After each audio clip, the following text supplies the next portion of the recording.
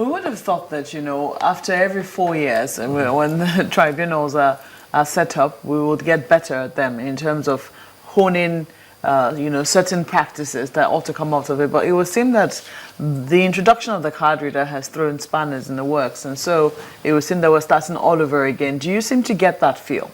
I believe that the card reader is important for our electoral process in Nigeria. And as a matter of fact, it was introduced in order to curb this idea of electoral malpractices. It is fundamental. However, the conflict is still within the context of, I think, Article 22 and 28. Because I think from 21, 22, it is clear that you either use the card reader or the INEC can determine another means, which is probably the manual means of recording, accrediting voters. Then if you go to 28, it says that where vote exceeds the number of persons that have been accredited by the card reader, that election will be nullified and the winner of that election will be nullified. I want to say that in every democratic process, you come up with new things. And sometimes you try your best to look at the pros and the cons. However, it is only when you go into it, you will discover one or two problems. And then you keep moving to correct them. I do not want to assume and then make the position that the card reader is not important. But we need the appellate court to decide on that, because if you look across Nigeria, the decisions of the tribunals, more than 75% of those decisions touch on the card reader. So if that is the case, what are you going to be, well, first of all, we will say that we have not exhausted the courts on, the use of the card reader on this one. But if we're to look ahead and say the next 4 years, perhaps INEC will be looking to introduce something new. Right. And perhaps make sure that maybe even the card reader is incorporated into the Electoral Act, right, so as to remove or reduce controversies surrounding it. What would you be saying to INEC in terms of introducing into the laws to ensure that, litigation is straightforward and it is to the point, especially after elections? Right. I think the point is not to the INEC, as it were, because INEC draw their power from the Electoral Act, but the lawmakers are the ones that make laws. Now, by the time we have lots of problems, and then that provision of the law is seen to be generating more mischief than solution, then definitely before we get to the next election, in 4 years' time, the National Assembly will have to do something about that. Yeah, but oftentimes, National Assembly does something when it is prodded by INEC. Oftentimes, INEC would just bring in the amendments to the Electoral Act. I hope I'm right on that one. Yeah, are you suggesting that INEC will send a proposal, so to speak, Perhaps. to the National Assembly? I think that the process of lawmaking is you get interest articulation from members of the society. The lawyers are going to play a part in it. And I believe that the members of the National Assemblies are also product of the result of election. And they must have, if you look at in 2010 as amended our constitution, most of the amendments that were introduced to cure the defect that we encountered in the past. So the National Assembly, they are in the know.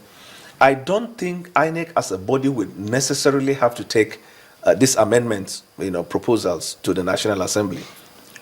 When they get to appeal. Right. I mean, I've heard different councils say different things, but just why do you think they think that it will go in their favor, especially when they say you can't introduce new materials at appeal? On appeal. Well, election petition is considered as sui generis. It's a different class of litigation of its own. And we have rules of procedure that guide the conduct of election petition. For example, if you look at the elements you have to establish before you can secure your claim in the tribunal, even though election petition is considered as a civil issue, but you see, because the electoral offenses and some of the allegations you have to prove have criminal coloration, you have to prove the existence of these facts beyond reasonable doubt, which is not what we find in normal civil proceedings. Then you have, there is one other issue in election. Well, in civil proceeding also, he who asserts must prove. So if I assert that XYZ stole my stuff, I will have to prove he stole it, and by proving every element of that. But you see, in election petition, even the respondent is permitted by law, when putting up a defense, to level allegation and go as far as proving it against the petitioner as though he is the petitioner in the matter. It's a sui generis. Then when matters go on appeal, the Electoral Act is clear. What guide the conduct of appeal in determining the matter are is the same principle that guide conduct of civil action in the Court of Appeal. I decry the idea of a lawyer or any person, prejudicing the court, given the impression that on appeal you are going to win your case when you have not put up facts. Let me even tell you, some of the people casting aspersion on the judges, you need to look at the documents before the court and how the matters were argued. The judge, the tribunal chairman in Delta State had to rebuke the petitioners in the matter because they had about 7 or 11 A4 paper petition when they had more than 33 local government or thereabout. In order for you to prove the existence of those allegations you're saying, do you mean you capture all of that in 7 A4 paper? Now, if you don't get what you want, you come out to the media, and the judges are not permitted by law, for example, to come to the media and start Do you think they should have spokespersons who should speak on their behalf? When they start doing that, then the judiciary will be politicized.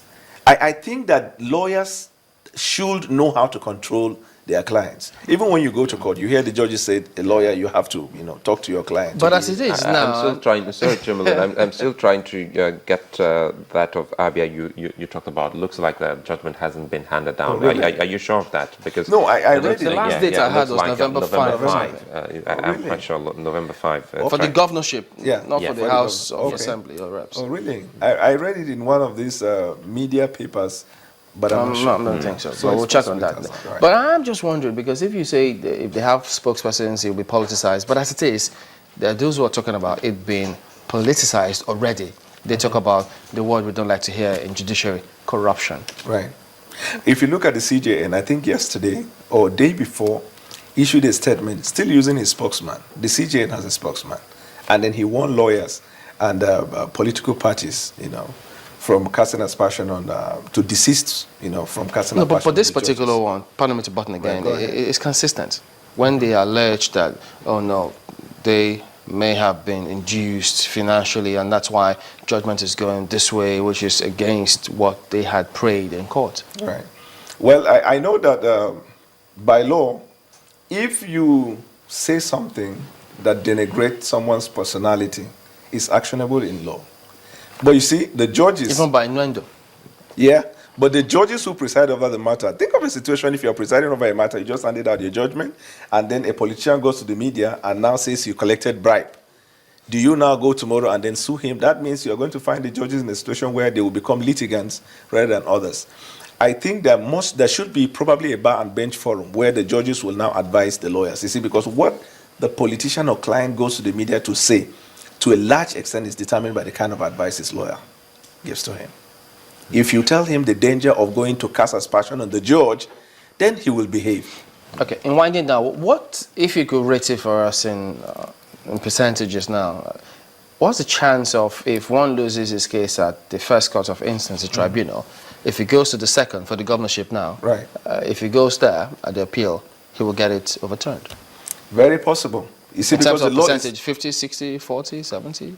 with the decisions that have been handed so far, some of the decisions are tight. In my opinion, I doubt if they would succeed. You see, because if you're a petitioner or you're a respondent, and in that decision the court holds that the petitioner has gone beyond reasonable doubt to establish, for example, every element in that petition, and then you fail to debunk this, some of your witnesses, their character betrayed, their testimony betrayed their character, and the facts are there, and the court arrive at having evaluated the evidence, arrive at a decision. If you go to the Court of Appeal, I know that appeal, you succeed on appeal either on law or mixed law and facts. If the tribunal judge, after evaluating the case, reaches a conclusion that has an error of law, then there is every chance and every possibility that on appeal it will be overturned. If you ask me to give a percentage, I think I would, it's difficult, but I would say the chances of matters succeeding on appeal will be 20-25. 2025. Yeah. That's tough. 5%. On all whether PDP, APC, or any party. Yeah. All right. I'm afraid we have to go. We will have another one coming very soon.